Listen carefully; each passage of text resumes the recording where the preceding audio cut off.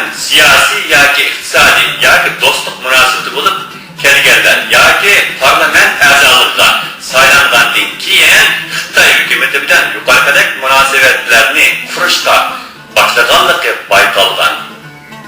Har qanday parlament a'zosi o'zining Xitoy hukumati bilan hech qanday yuqoridagi munosabatining yo'q ekanligini haqiqiy dalillar bilan isbotlab berganligining taqdirida o'zlarining parlament a'zolaridan shundaqla hukumatdagi barliq vazifalardan elib tashlanib hukumatdan chiqarildi. Hukumatning hamma a'zolari parlament a'zosi bo'lib, bu qonun hukumatning barliq ministr va raislari uchun ham kecharlikdir. 15-madda. Garchi Xitoy hukumati bilan hech qanday yuqorida asos qonunning 14-maddasida aytilgandek biror munosabatda bo'lmagan taqdirda ham agar Xitoy hukumati bilan yuqorida munosabatlarda bo'lganligi oshkorlangan yoki bu sababdan hukumatdan chiqarilgan hukumat a'zolari bilan munosabatlarni uzmagan, hatto ya'ni hukumatdan chiqarilgan hukumat a'zolari bilan munosabatlarni uzmagan, hatto ularning hukumatdan chiqarilishiga hech qanday asossiz norozilik qiluvchi hukumat arboblari ham o'zlarining hukumatdagi o'rnining yoki mansibining nima bo'lishidan qat'iy nazar ular ham o'zlarining hukumatdagi barliq vazifalardan qoldirilib hukumatdan tamoman chiqarildi. 16-madda. Davlatning ishg'ol qilinishi bilan munosabati bo'lmagan dushmanlarga yoki tajovuzchilarga yordamlashmagan, ularni qo'llab qolmagan, Sharqiy Turkistonda tug'ilgan 7-avlodigacha Sharqiy Turkistonda yashagan har qanday kishi Sharqiy Turkistonlik bo'lib hisoblanadi. Uningdan boshqa yana Sharqiy Turkistonning sirtida o'zini Sharqiy Turkistonlik deb hisoblagan, Sharqiy Turkistonni ona vatanim deb qabul qilgan har qanday muhojir Sharqiy Turkistonning tabiiy vatandoshidir. 17-madda. O'zini Sharqiy Turkistonlik deb tonigan 18 yoshning ustidagi har qanday er yoki ayol Sharqiy Turkiston vatandoshi yurt ichida va sirtida saylanish huquqiga egadir. Lekin her ikki saylamda ovoz yoki o'y bergichi va saylanuvchi vatandosh Sharqiy Turkiston asosi qonunini to'liq e'tirof qilishi shartlanadi. Mazkur asos qonunni tamoman e'tirof qiladiganligini har bir saylamga qatnashuvchi asos qonunning 5-maddasida davlatning milliy qasmi qilib belgilangan ulug' va vatan va millatparvar otamiz marhum Abdulaziz Mahsumning vayrilmasin degan vasiyatnomasiga Qur'on tutib turib Allah oldida shahodat keltirish, ya'ni qasam ichish va keltirgan shahodatiga o'z qo'li bilan imzo qo'yish orqali bog'laydi. 4-madda. Parlament a'zolari, ya'ni millat vakillari. 18-madda. Askar va saqchilar vazifa o'tayotgan muddatida millat vakili bo'lib saylanmaydi. Ammo saylan mazgilidan oz deganda 3 oy burun istifa berish sharti bilan saylash va saylanish huquqiga ega bo'ladi. 19-madda. Davlat ichida har 60 ming nüfusdan bir parlament a'zosi saylandi.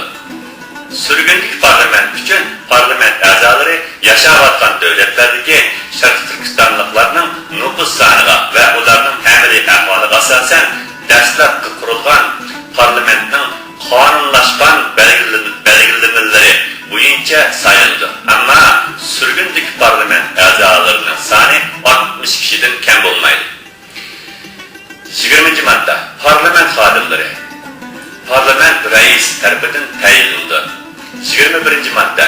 Parlament a'zolari ichida vafot bo'lgan yoki har qanday sabab tufaylidan vazifasidan ayrilganlarning o'rniga parlamentning qarori bo'yicha belgilangan muddat ichida shu vakil tavalligidagi rayon tarafidan parlament a'zolari to'liqlanib saylandi. 5-bo'lim.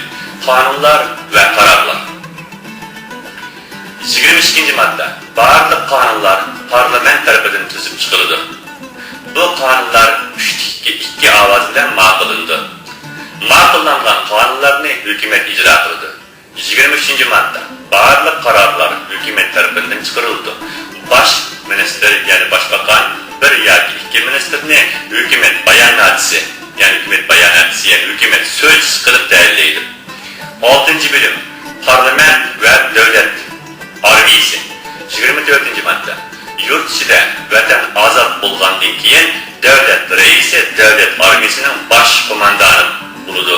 Ammo yurt tashida toki vatan mustaqilligiga erishgunga qadar Sharq Turkistonga vakolatdan ish bajarguvchi eng oliy organ bo'lgan surgunlik Sharq Turkiston hukumatining bosh ministri, ya'ni boshbaqani surgunlik hukumat ichidagi eng yuqori darajalik huquqqa ega bo'lgan hukumat arbobi bo'lib, mazkur boshbaqan surgunlik hukumat tarafidan Xitoyga qarshi yurt tashida tashkillangan armiya bosh qo'mondonidir. 25-madda vatan ozod bo'lgandan keyin tinchlik mezgillarida davlat raisi tarafidan ko'rsatilgan eng tajribali, obro'li davlat armiyasi ichida hurmat sazovor va ishonchli bir yuqori darajalik ofitser davlat armiyasiga davlat raisiga vakolatan qo'mondonlik qiladi va bosh qo'mondon qilib tayinlandi. Ammo vatan ozod bo'lgan qadar hukumatning bosh ministri, ya'ni boshbaqani hukumatning mudofaa ministrini davlatning armiyasiga qo'mondonlik qilishga tayinlaydi. 26-madda parlament askari, ya'ni harbiy safarbarlik urush e'lon qilish, davlat manfaatini qo'g'dash shart asosida chet ellar bilan bo'ladigan shartnomalarni tuzish huquqini 3-2 ovoz bilan hukumatga, ya'ni boshbaqonga sunadi. 7-bölüm davlat raisining saylanishi va huquqlari. 27-madda Sharq Turkiston mustaqillik da'vosi o'zini atagan 40 yoshga to'lgan va parlament a'zosi bo'lib saylangan turk naslidagi har qanday Sharq Turkistonlik davlat raisi bo'lib saylanadi va saylangan davlat raisi qasam bilan o'z vazifasini topshirib oladi. 28-madda davlat raisi davlatning simbolidir. Davlat raisining surgunlik hukumat ichidagi bosh minister tarafidan qurilgan hukumat kabinetining bosh maslahatchisi bo'lib, bosh minister tarafidan ministerlik tayinlangan nomzodlarni yangilashga yoki amaldan qoldirish haqida bosh ministerning parlament tasdiqlagan qonun shartnomalar qarornomalarni tasdiqlashi yoki tasdiqlamaslik haqida chet ellarga elchilarni tayinlash va chet el elchilarini qabul qilish haqida Adliya ministerligining taklifi bilan og'ir gunohkorlarni kechirish, ya'ni kechirim qilish yoki jazosini yengiltish haqida bosh ministerga o'zining qimmatli tavsiya va fikrlarini berish huquqiga ega. Davlat raisining kasallik, sayohat yoki boshqa sabablar bilan vazifasini ado qilolmaydigan vaqtlarda parlament a'zosi bo'lgan muavin davlat raisining salomatligi asliga kelganga qadar yoki sayohatdan qaytganga qadar davlat raisining barliq huquqlarini, ya'ni vazifasini o'z ichiga deb uni bajaradi. Davlat raisi vafot bo'lgan taqdirda parlament tomonidan yangi davlat raisi saylanganga qadar davlat raisining vazifasini bajaradi. 8-bölüm bosh minister, ya'ni boshbaqonning saylanishi va huquqlari. 29-madda Sharq Turkiston mustaqillik da'vosi o'zini atagan 40 yoshning ustida bo'lgan parlament a'zosi bo'lib saylangan turk naslidan bo'lgan har qanday kishi bosh ministerlikqa, ya'ni boshbaqonlikqa saylanish huquqiga ega. Saylangan davlat bosh minister qasam bilan o'z vazifasini topshirib oladi. Bosh minister raisning maslahati va tavsiyalarini olgan asosda ministerlar kabinetini tashkillab davlat parlamentiga sunadi. Parlament ministerlar kabinetini 3-2 ovoz bilan tasdiqlaydi. Bu jarayonda aslidagi kabinet o'z xizmatini davomlashtirdi. 5 madde. Baş minister parlamentga vatanning umumiy ahvoli, yani hükümetning siyasi haqida az deganda